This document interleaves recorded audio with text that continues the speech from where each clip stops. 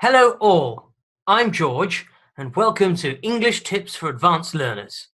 Okay, so I'm going to give you a few tips here to help you go from being maybe advanced to move towards super, to move towards native. Okay, we shall see how well we go, but here are some basic tips that might help. So, tip 1, don't rush. Slow down. Okay, many people try to speak quickly to help them sound fluent, but actually good native speakers speak slowly, especially when they're focusing on an important word.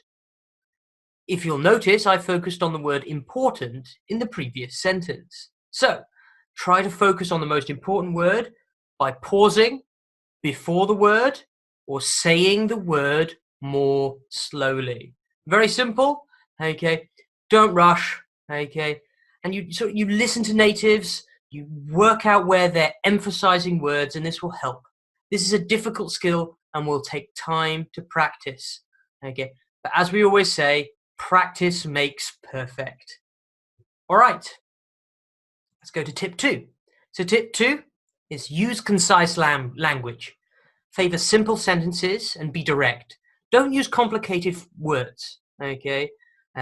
Use complex sentences when you have to, but simple sentences with clear, short words are much more powerful, and they're much easier to understand.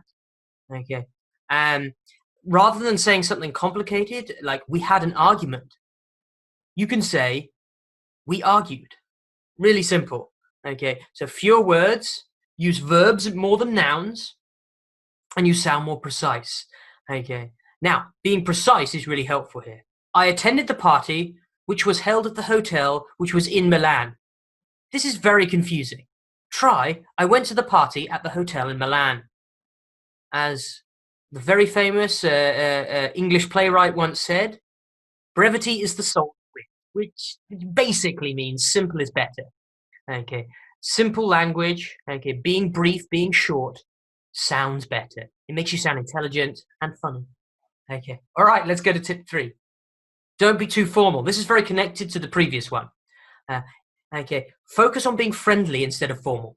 Okay, sometimes being formal in English can sound unfriendly. It can sound a little bit rude sometimes. Okay, now, especially when you're referring to normal people, and this is included in business situations. So I recommend using contractions. Say I'll instead of I will.